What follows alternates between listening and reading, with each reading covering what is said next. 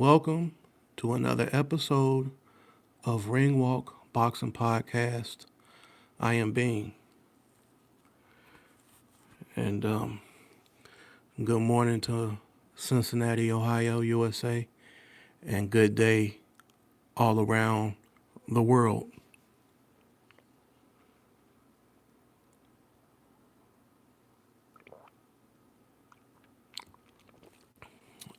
Shout outs to my guy Bob over at Canada's Boxing Channel. Definitely check out Canada's Boxing Channel.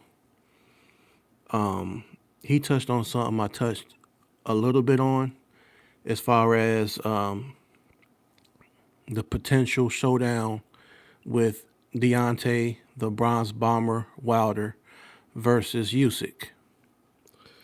So I figured I'd do another video talking about it a little more in depth on the two different styles, because they're definitely two different styles, and kind of the meaning behind this fight. So basically, as most of us know, Deontay Wilder was one of the original members of the three-headed dragon. At one point, you had at the top Deontay Wilder, Anthony Joshua, and Tyson Fury. So, of course, Tyson Fury and Deontay Wilder had their trilogy. And for whatever reasons that I might do a video separate on a different day, AJ never had the opportunity to fight Deontay Wilder or Tyson Fury. So anyways, moving up to date, now it's 2026, stepping into this new year, day 2 of New Year.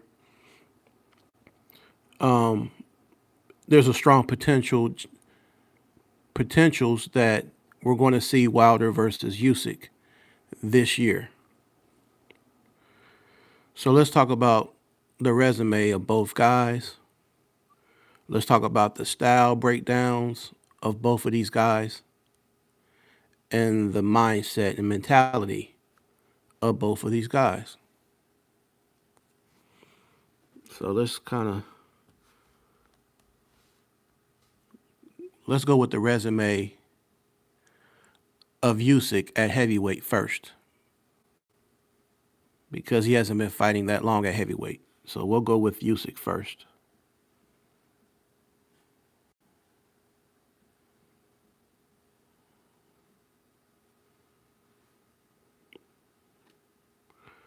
All right, so Usyk is 24 wins, 15 by KO, 0 losses and no draws.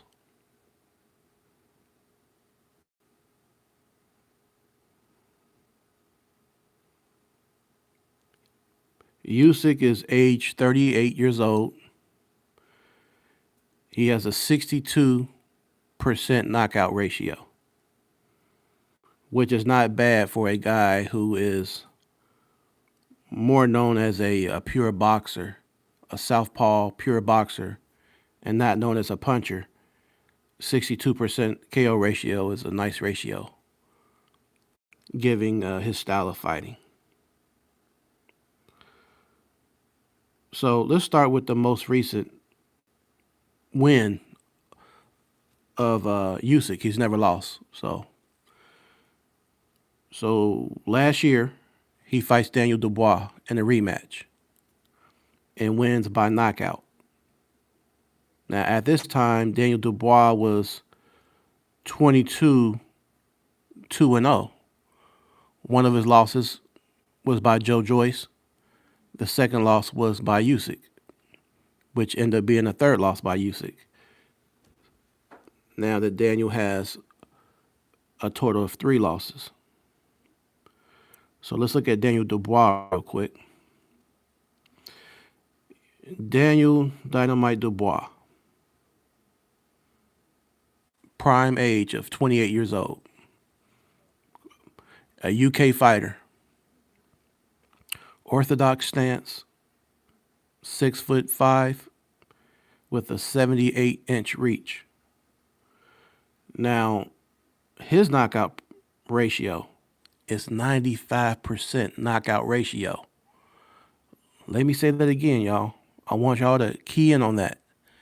Daniel Dubois has a 95% KO ratio. That is crazy. Out of 22 fights, 21 are knockouts.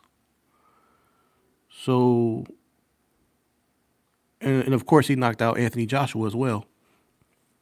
So, Dubois is one of those guys, if he connects flush, chances are you do not get back up. But in the words of Mike Tyson, when you have power, it's all about the power landing on the target, right?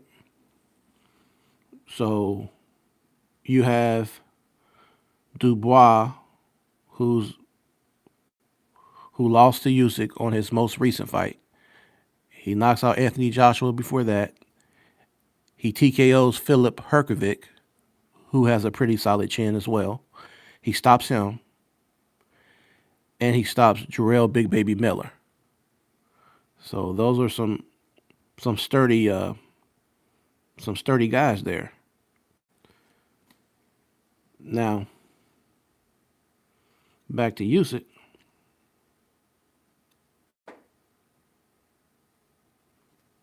Last year, he stops Daniel Dubois.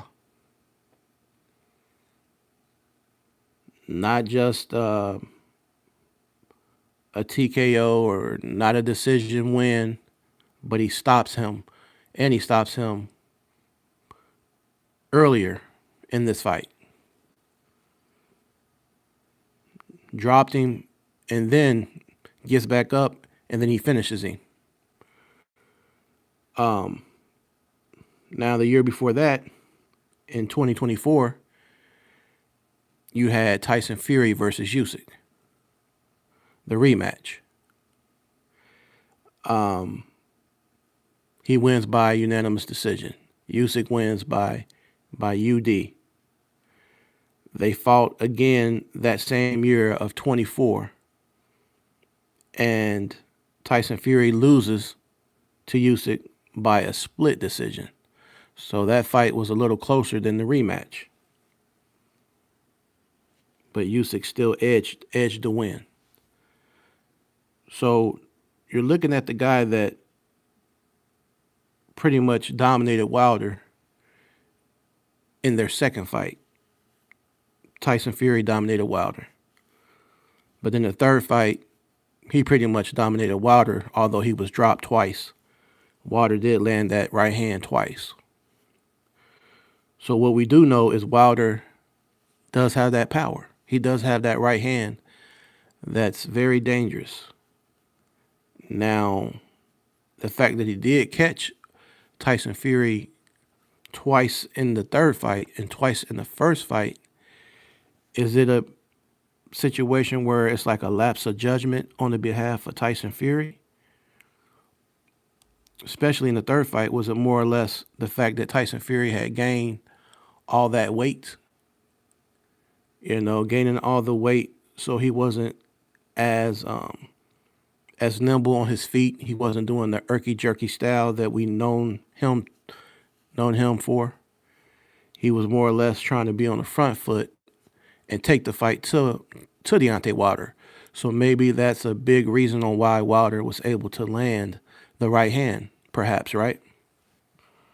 Let me know what y'all think. Because one of his main attributes was the fact that Tyson Fury was a big guy who could be a mover. But even looking at this, when he took the fight to Wilder in the third fight, he was met by the right hand twice and went down. In the first fight, he didn't use that crunk strategy. He didn't use the front foot aggressive style. He used the old Fury style, the I want to say the Ben Davison style, where he was dancing around, he was moving around, and Wilder still dropped him twice. So regardless if Tyson Fury was being the mover Fury versus the Fury that was on the front foot, he still got dropped twice. And Happy New Year, T. Hill. And to your point, fam, definitely a controversial long count in that first fight. You know, to this day, that'll be talked about, much like Mike Tyson when he dropped Buster Douglas many years ago in my era in the 90s. So, okay. So we have that. And we have Daniel Dubois' first fight, where it was a low blow, but it was a borderline punch. And like I said, Usyk came back in the rematch and made short work of him to show he was the better man. So there's no reason for me to push that situation with the first fight of Dubois, because in the second fight, he had ample opportunity to right the wrong or to take that controversial situation and flip it around, and he failed to do so. To me, he looked worse in the rematch. All right, so before that, in 2022, he fights Anthony Joshua in the rematch. Anthony Joshua at that time is 24-2-0. And Usyk wins by split decision. So what we see here is, although his knockout ratio is 62%, I believe, let me double check. Yeah, 62%. Most of that stems from his cruiserweight division years. So as a heavyweight, Usyk really wasn't stopping most of these guys. He's going to the decision. Although he did stop Daniel Dubois, though. He did stop Dubois in the rematch, and he did almost stop Fury in the first fight. But the Fury was held up by the ropes, and that situation happened like that. So I think he has power that's maybe underrated power by most people, because he is a smaller guy. But I think his power and the fact that he punches in accumulation is what makes him dangerous. And he punches from very odd angles. You know, Usyk has that style where he zigzags like the Matrix. And it's just hard to put a clamp down on Usyk because he's always moving. And that'll frustrate a boxer when you have a moving boxer like him, that you can't just have your way.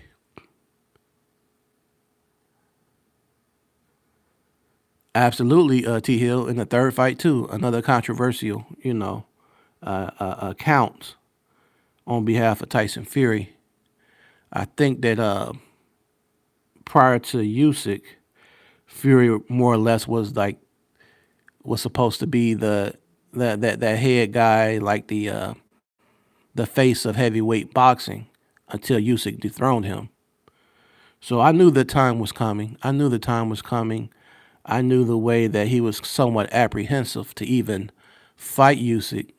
The first time when he made negotiations difficult, I just knew Tyson Fury wasn't really too keen on fighting Usyk. Although he talked his talk like he did. He called him a middleweight, a rabbit, and all this stuff. He knew in his mind that, hey, if anybody has a chance of defeating me is going to be Usyk. And there it went. The tactical, technical guy, the southpaw out of Ukraine. So let's look at Wilder's.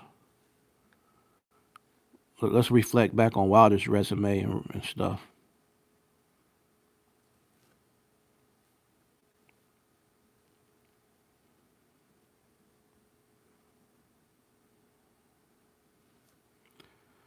All right.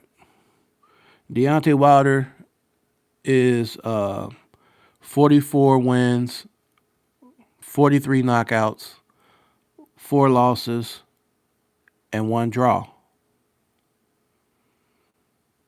Now, let's look at this from the perspective of somebody my age. I'll be 46 this month. So I'm from the era where, especially heavyweights, you're going to lose. When you start fighting the top guys and everybody starts fighting each other, you're going to lose at some point. So I don't care about the padding of the O's or fighting certain fighters and avoiding certain fighters, because my thing is fight the fight. And I'm not going to be overcritical if I see a person fighting the best. Now, if they're the type of person who's not fighting the best, then it's a little different. But if you're actually out there fighting the best, I'm going to be like, okay, well, I mean, someone has to win, someone has to lose. You know, like Tyson Fury and Usyk. Someone has to win, someone has to lose. And Usyk won.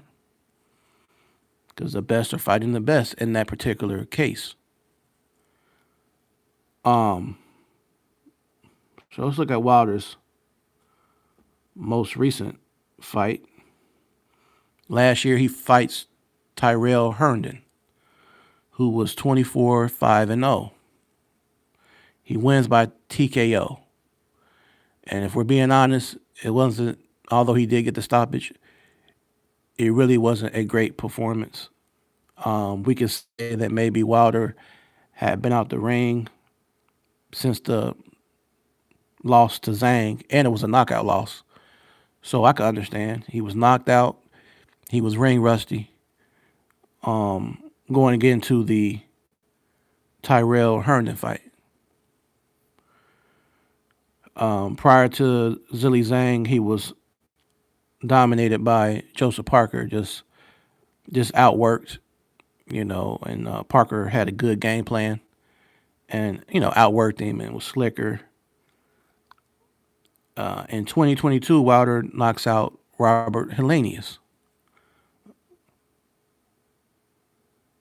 And then in 2021 and 2020 are back-to-back Tyson Fury fights where he lost. But like I said, and like T. Hill said, in the third fight, a controversial count when he was knocked down. 2019, he knocks out Luis Ortiz, which is probably his best win.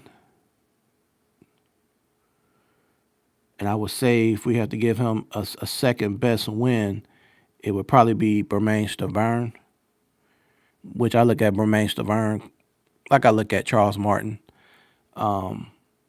Wasn't the best champ, but nonetheless, he was a champ.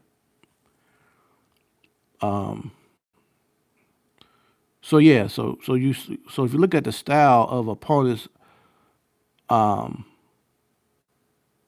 has fought besides Fury, most of these guys are really not movers. Most of them were tall or even height to Wilder. And he got him up out of there. But in fighting Fury, who was a top opponent, who had, moves and good footwork and all that, the fact that he was still able to connect on him in 2 fights and drop him a total of 4 times, it does show the power of Wilder.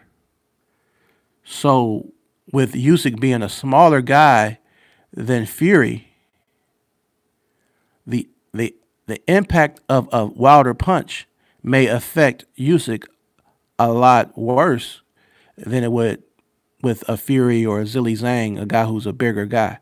So there's a good chance, even though Wilder may not be what people said he once was or was thought to be, the fact that Wilder still has that cannon and the power is the last to leave, there is that possibility he could find that right hand could be the Hail Mary when he fights Usyk.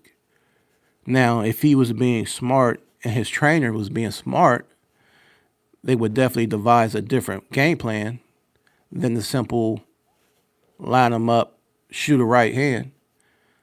There's more things they need to do. There's more areas that they need to cover. There's more tweaks and certain things that need to be sharpened on the side of Deontay Wilder. If they could put that all together like they need to put it together, Wilder could potentially stop Usyk. Like I said, Daniel Dubois has a 95% knockout ratio.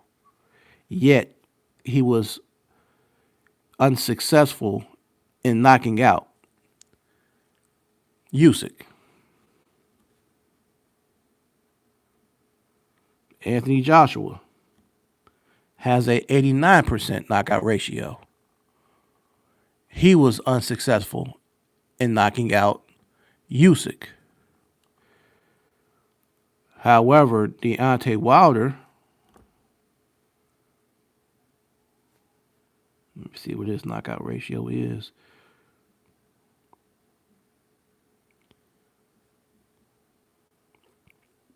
Deontay Wilder's knockout ratio is 97%. That's 2% higher than Daniel Dubois. And we know Daniel Dubois can hit. And he's young, like age 28 right now. Wilder is 40 years old. And he has a 97% knockout ratio. So a threat still lies there, if we're being honest. I mean, I would edge Usyk to win, but with the type of power that Wilder has and the knockout ratio that he has, this could still be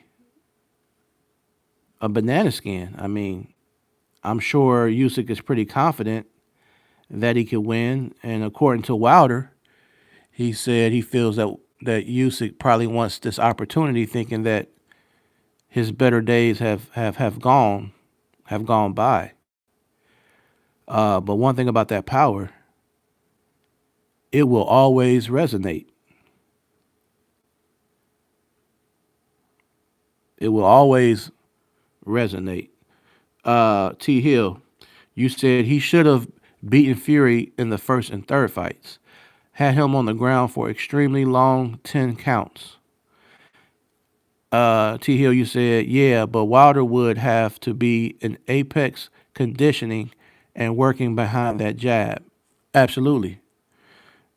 T. Hill, you said, and work to bring Usyk to the right hand with his foot placement and movement. Yes, sir, absolutely. And the fact that Wilder is known for his right hand, Usyk is southpaw, so that right hand can line up if he is strategic. He can line up that right hand on Usyk, because AJ got the right hand off a few times on Usyk, and that's one thing about it. It's like, yeah, Usyk is he's very cerebral. He's very smart in his defensive mechanism and stuff, but at the same time, let's not pretend he does not get hit. If you go back and look at the face of Usyk after the first AJ fight, his face was pretty nicked up. You know what I'm saying? Pretty banged up. So he does get hit. So like I said, it's always that possibility. And like you said, the conditioning of Wilder is a big asterisk, because he would definitely need to be in peak condition. But here's another thing, though, T. Hill. Think about this. Wilder was always fighting most of those guys that Wilder fought was bigger than him. Although he's like 6'7", he doesn't have the type of mass or the foundation. So when he fought people like a Zilly Zhang or a Fury, they were able to kind of lean on him and drain him, take away his legs, take away, make him gas out faster by putting their bigger, heavier bodies and leaning on Deontay Wilder. But if you look at it for what it is in this matchup, Usyk is actually maybe an inch shorter than Wilder, maybe 2 inches shorter. So then you got two guys that are evenly matched because neither guy is bigger than the other guy. If Wilder and him fight, they probably both going to weigh around 225 pounds because these are two smaller guys that are small heavyweights. So that actually could be beneficial to Deontay Wilder because he's not dealing with a Zilly Zhang or a Fury who's using certain tactics like that, using body weight and using leverage. Whereas with Usyk, he relies on the fact that he's faster than you and he's moving around at weird angles and punching from odd angles. So this is actually styles make fights. This is actually a opportunity to where Wilder could actually possibly get that right hand off, man. Hey, I'm not opposed to this one at all. I say why not? Because Wilder may surprise us. He just could very well surprise us right here. And I'm not saying that Usyk's going to overlook him, but in the same aspect, that right hand and that power is pretty much unmatched.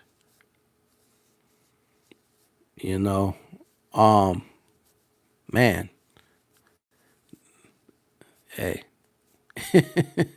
Hey, man. Like I say, I favor Usyk, but I could not completely, unequivocally say that Deontay Wilder stands no chance. And please hit the thumbs up, y'all.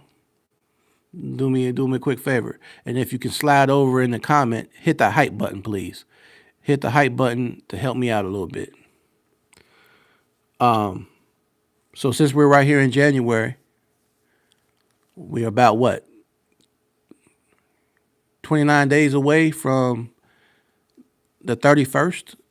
So we're going to get the Shakur Stevenson versus Teofima Lopez. But on January the 10th, I want to say, is the fight with Moses and Tuma, I believe.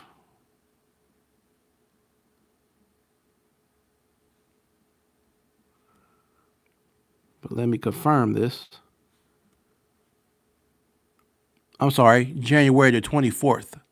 January the 24th is Moses and Tuma versus Jermaine Franklin. So this month, we got some decent matches going down. So I feel like Moses and Tuma should win. However, how does he win? How is it gonna, end up? Because we have to bear in mind, Jermaine Franklin is very durable. Jermaine Franklin has never, I don't even think he's ever been dropped. He's never been knocked out or stopped as a professional. So the question is there something about Moses and Tuma that will set him apart from everybody else? Will Moses and Tuma be the first person to stop Jermaine Franklin? Yes or no? How do y'all see this fight going? This is going to be a good test. And I'm hoping we get the best version of Jermaine Franklin. Because the Jermaine Franklin we saw against Dillian White, that was probably the best version of him. He was going back and forth with him. Right in the pocket with him. Jermaine Franklin doesn't back down. He's real cagey. He has a good chin. So the question is, can Moses and Tuma be the one and be the first person to stop Jermaine Franklin? Jermaine Franklin out of Michigan, USA. Moses and Tuma out of UK. I like that style matchup. Also, we have to bear in mind Moses and Tuma is a southpaw. So I don't know if Jermaine Franklin has fought many southpaws. So it will be interesting to see for sure. It will be interesting to see for sure. And if he gets past Jermaine Franklin, a fighter I would like to see Moses and Tuma go against is somebody like Jarrell Big Baby Miller. You know, a guy built like a tank, a guy with a good chin, very durable. He's going to keep punching. He has a high output of punch ratio. He stops a lot of his opponents. So Big Baby Miller would be a very formidable opponent for a big step up for Moses and Tuma should he be victorious against Jermaine Franklin.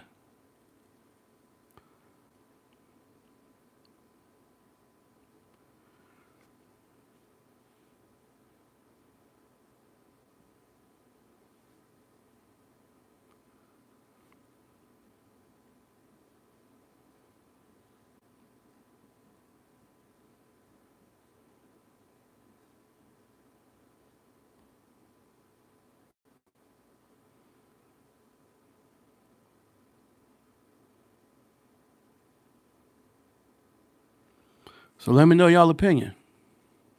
Usyk versus Wilder. Jermaine Franklin versus Moses and Tuma, January 24th. Let me know y'all opinion and y'all predictions, please.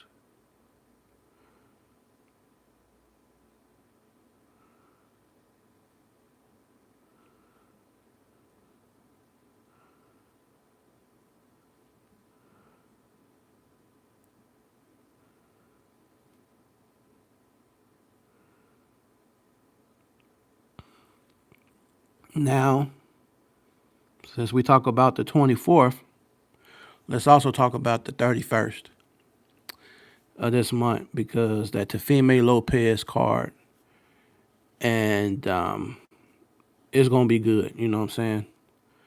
It's definitely gonna be good. They did a good job putting that one together. So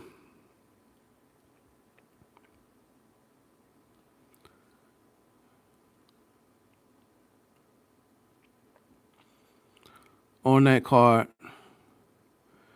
Carlos Adames versus Ammo Williams. I'm leaning towards Carlos to win.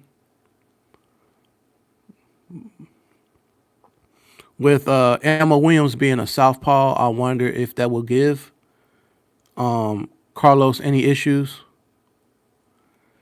I wonder how that first round is going to start off. You know, is it going to be straight in the phone booth and putting in work on both sides? I give some, you give some, or is it going to be like a fill out round? I'm just curious who's going to set the pace and the rhythm when it comes to Carlos Adames and Ammo Williams. Carlos record 24-1-1. Ammo Williams record 19-1-0. They both had fought Hamza Shiraz. Shiraz lost against Adames, Carlos Adames, but then Shiraz stopped Ammo Williams. You know, that's their mutual opponent. But styles make fights, so I don't want to say because Elmo got stopped by Hamza Shiraz, that doesn't necessarily mean that Carlos will stop him. So let me know what y'all think on that fight. Y'all prediction in the chat. Also on that fight, we have the featherweight division. Shushu Carrington versus Carlos Castro. I like Shushu Carrington. He's only 16-0-0, so he's still up and coming. Orthodox stance fighter out of Brooklyn, New York. And his opponent, Carlos Castro, has 30 wins, 3 losses, and no draws. He's an orthodox stance fighter, age 31, while Shushu Carrington is age 28. So, what do y'all feel about these guys? Shushu Carrington, he definitely looks good to the eye as far as his tactics in the ring, his IQ. He has honest power, nice combinations and stuff like that. So I just wonder, with being 16 fights in against a guy who's had twice as many fights, would that be a factor, do you think? And this is the first time that Shushu is fighting for a title. So this is definitely him on the big stage right now. So I just look forward to seeing more of Shushu Carrington. I like these guys that are up and coming when they're hungry like that. You know what I'm saying? I like when they're hungry like that.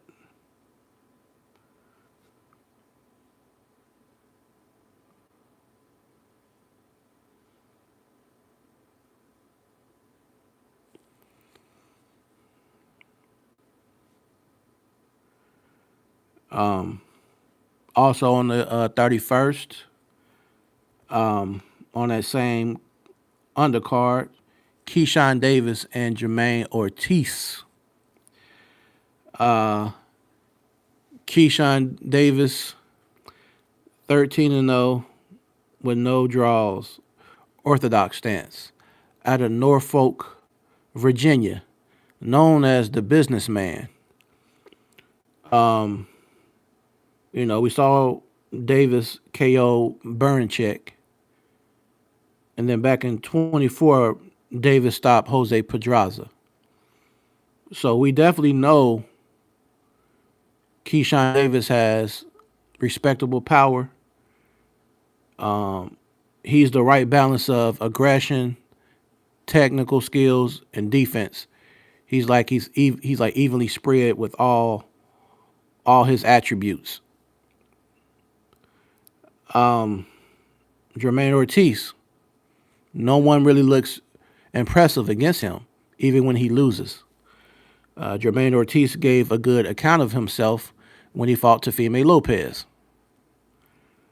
To me, Jermaine Ortiz just didn't step it up enough. He didn't press the action enough to beat Teofima Lopez.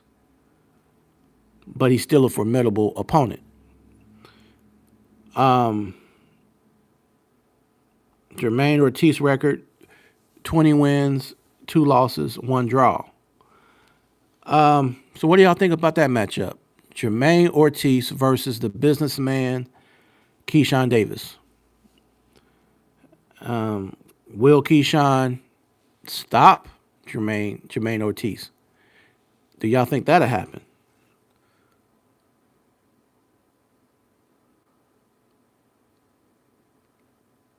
Let me know.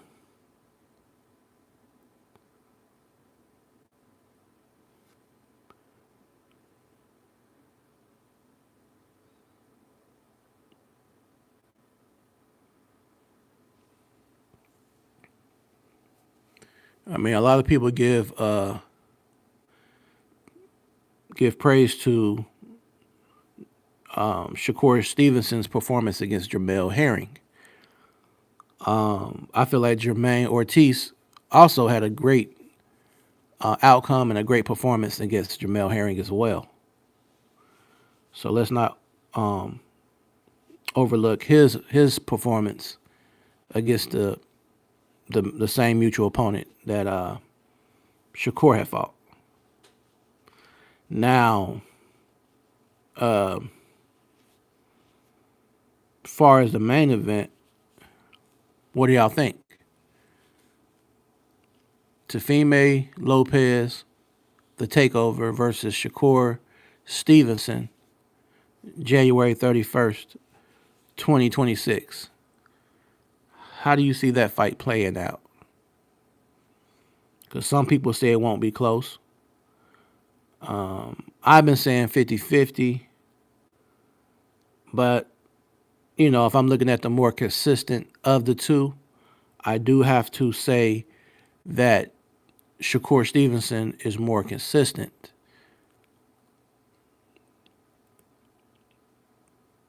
However, I feel like the person who's going to take more risk would be Teofima Lopez. He's shown to not be too overly, how do I want to say it? He'll take more risks. I'll just say it that way. He'll take more risks than Shakur Stevenson would do. The way Shakur took risk against Zepeda is not really the style of fighter that he is. Even he said it after the fight. He doesn't plan to fight like that ever again. Now, he did say that. Now, question is that mind games, or will he actually never fight that way again? Or was he just saying that as a bluff? You know what I'm saying? Let me know what y'all think. Was Shakur Stevenson bluffing when he said he'll never fight like he did against Zepeda? Or did he actually really mean it? What do y'all think?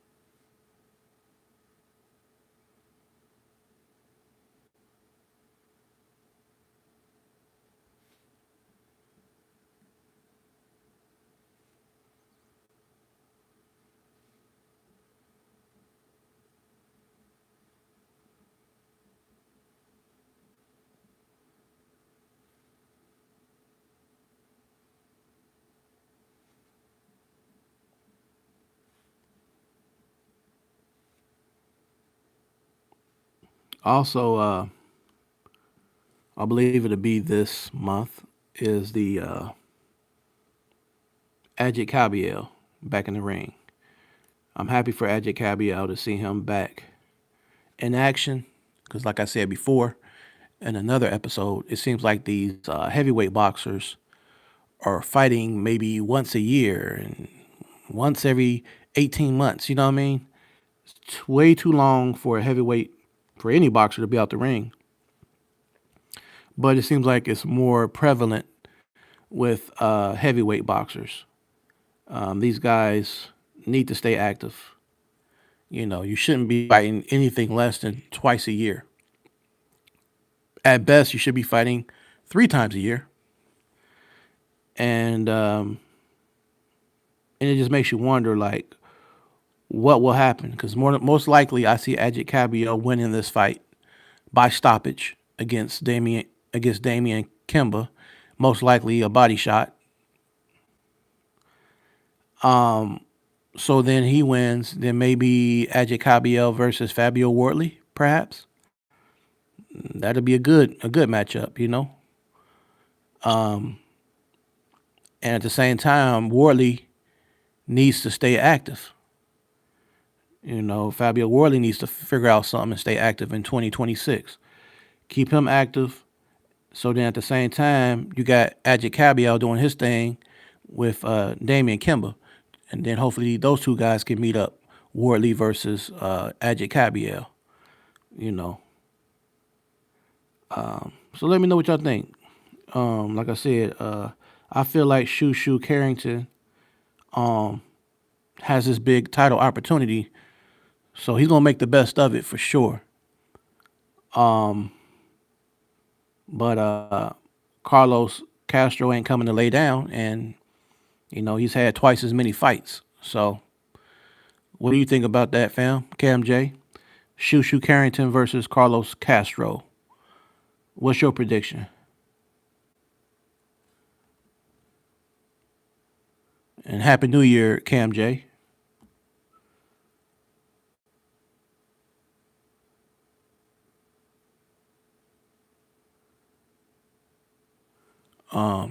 What's your prediction with Shushu Carrington versus Carlos Castro?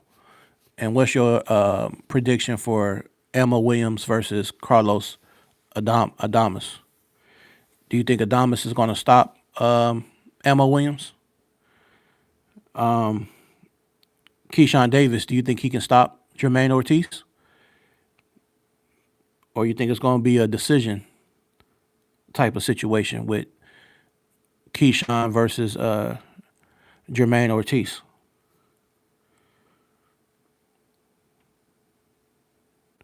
It's a big moment. Definitely a showcase for Shushu Carrington and a showcase for Keyshawn Davis. I look forward to them to be doing their thing. Salute Cam J. You said showcase fight for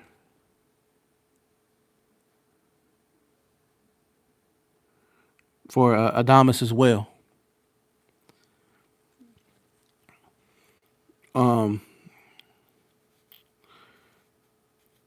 And did you make up your mind yet, Cam J, with the main event? Do you think Teofima is gonna pull it off and beat Shakur Stevenson? Because a lot of the boxers and ex boxers, they think Shakur Stevenson is gonna win. So I just wanted to see what was your take on that one. I've been trying to go back and forth in my mind all the time. You know, I can definitely see where Shakur could win, but I can also see where Teofima could win as well. So it's like I'm kind of caught in a pickle on a 50-50 when it comes to those guys.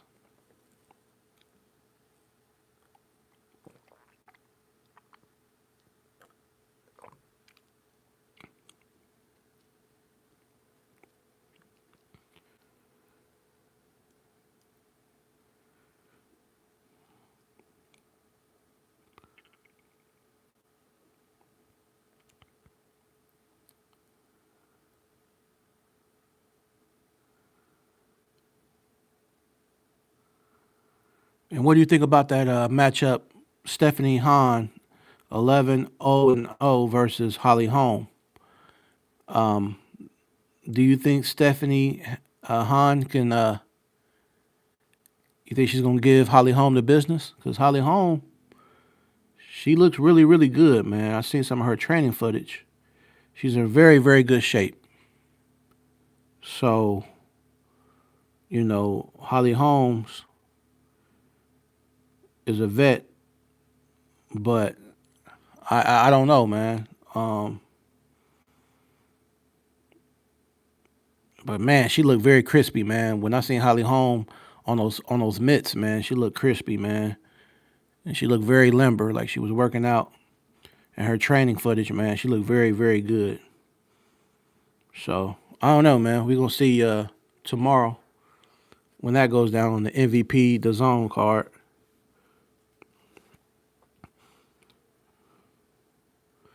Of course, that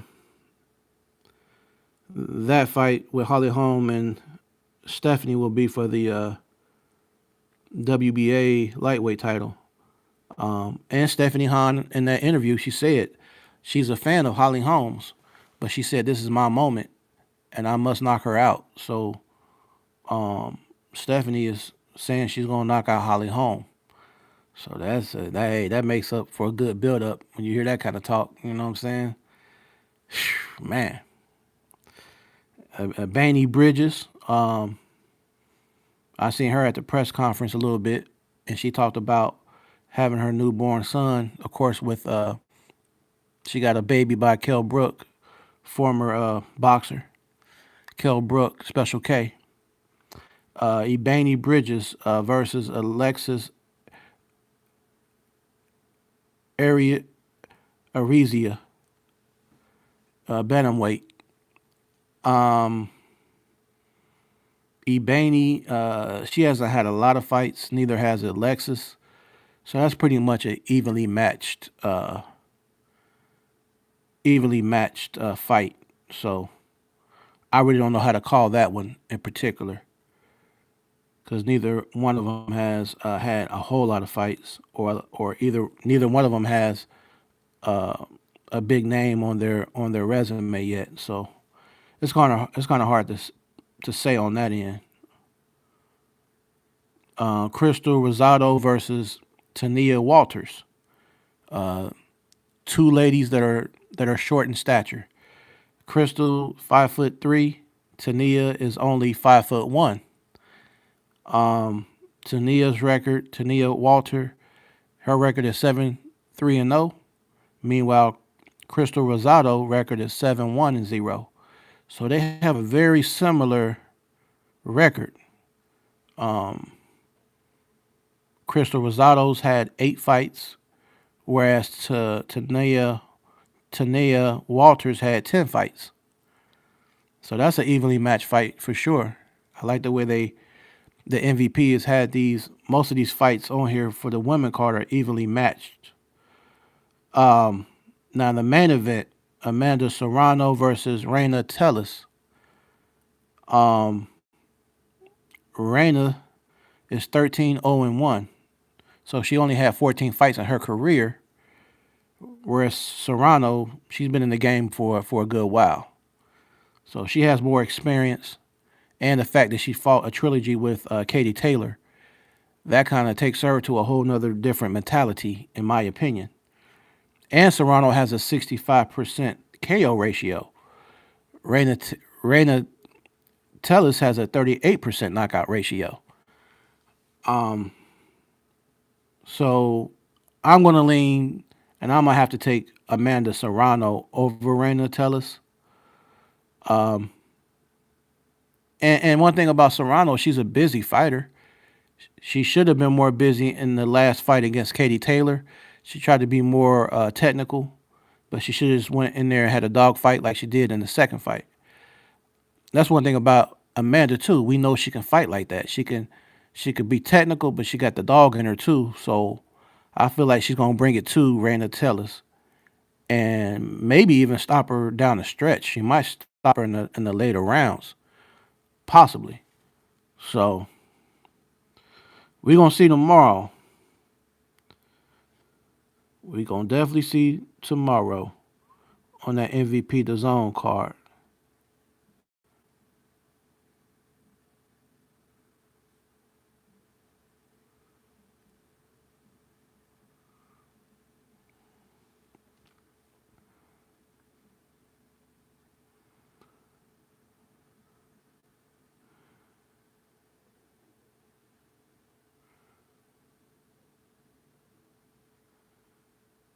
Um, and one more thing, because I'll be on here a few more minutes, because I've been on here almost an hour.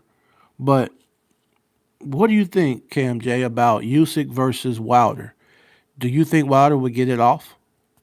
Do you think Wilder will get it off and would have been the first person to stop Usyk? Will he do the unthinkable? What do you think? Because I see a definitely I got a good case on Wilder, man. That Wilder, although I favor Usyk, Wilder can get that off, man. I really feel like he can get it off. Just looking at the styles of each guy. and the size of the guys. You know what I mean? Because like I said, Wilder has always fought bigger guys like Zilly Zhang and Fury, so he's given up 20 and 30 pounds, 35 pounds, whereas Usyk, he doesn't have that advantage. He doesn't have the weight advantage over Deontay Wilder. He's going to be about the same weight as Deontay Wilder.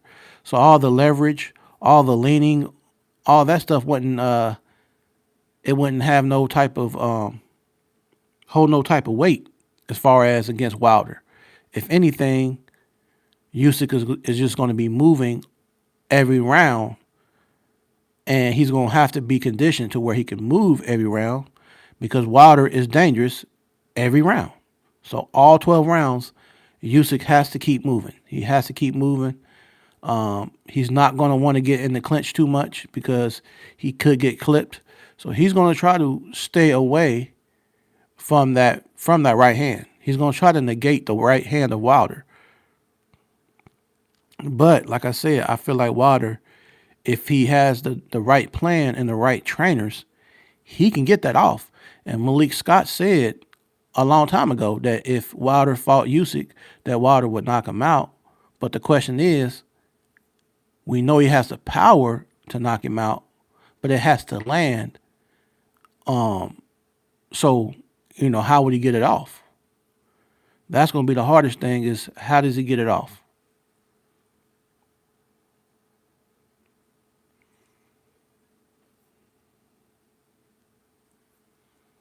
Cam J, you said Amanda KO for her last fight would be lit.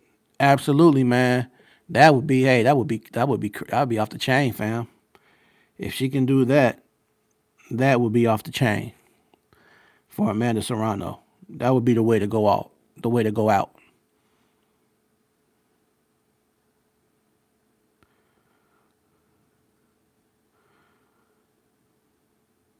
Yeah, that I don't know, man. I ain't gonna lie, man. I'm intrigued to see if we get that this year, man. If we get the Wilder versus Usyk, man, I'm down for that, man. Cause I just got a funny feeling about it. I got a real funny feeling that Wilder could do the unthinkable. He can do the unthinkable, and he can take a punch. You know what I'm saying? To be fair, Wilder, yeah, he's been dropped before, but he Wilder has a lot of determination. Wilder has a lot of heart. You know what I'm saying? Wilder has that determination and that heart. The heart of a lion, and he has that dog mentality. Absolutely, got to get the paper to pen for sure. Cab J for sure, family. You said Usyk going to be prepared for Wilder. Yeah, he is. He gonna be prepared, but I guess the question is, whoever's gonna be training Wilder, can they get him right? Because he got the mentality, like he said. I do believe Wilder what he said in the interviews that he had a lot of outside influences with his ex, and then with her son saying that you ain't my daddy, and him trying to do all this stuff financially for people, and then his situation with his brother and the money situation. I think Wilder dealt with a lot of drama outside of the ring, so his mind could never really be all the way locked in when he was actually in a fight or whatever. I feel like on this time, he's ready. Mentally, he's ready. But condition wise and a game plan and a blueprint to beat Usyk is a whole different story. So I guess the question would be for Wilder, could they could he decode the uh, the makings of Usyk? Because that's gonna be a hard thing to do is to decode and to find the key to unlock that secret box. Because Usyk is a special fighter.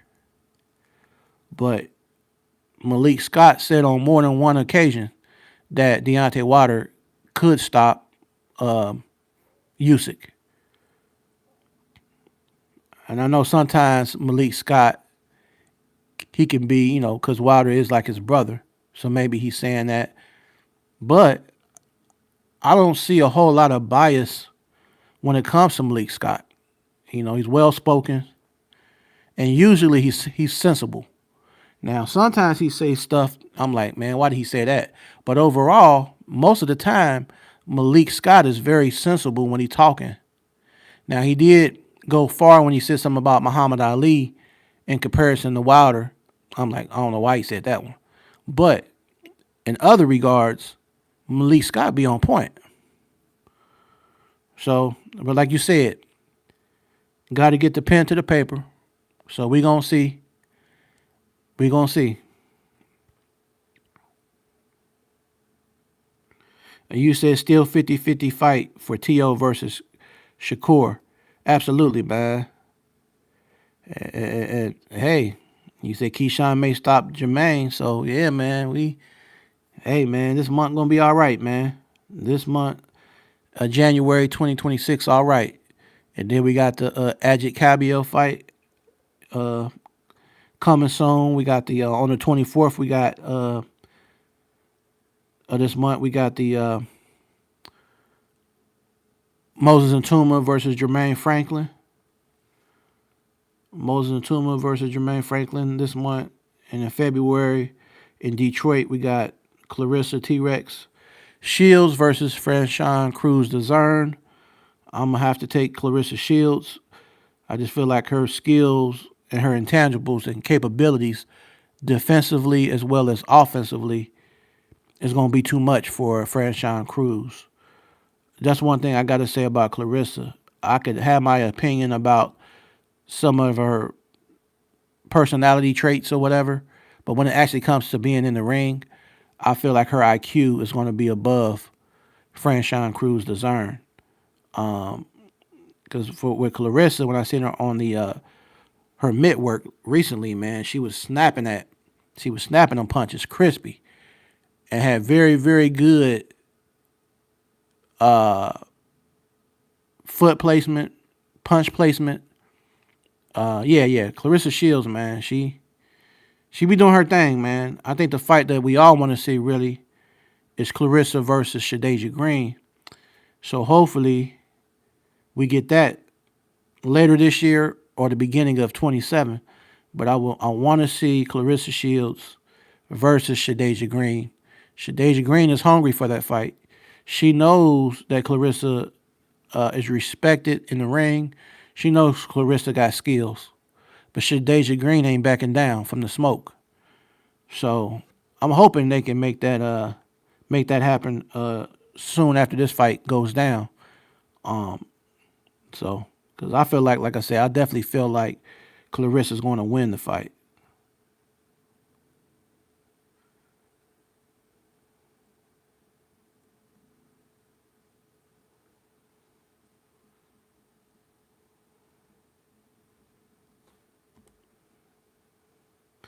And the Ajit Cabio fight will be January the 10th. Actually, like 4 days before my surgery. So I will definitely be looking forward to seeing Ajit Cabio versus Damian Kimba. So that's what we have, y'all, in January. January 10th, Ajit Cabio versus Damian Kimba. January 24th, Moses Ntuma versus Jermaine Franklin. And January 31st, the Teofima Lopez versus Shakur Stevenson card. So January is going to be a good month of boxing. We're starting off this new year in boxing. We're starting off on the right foot. We're definitely starting off on the right foot.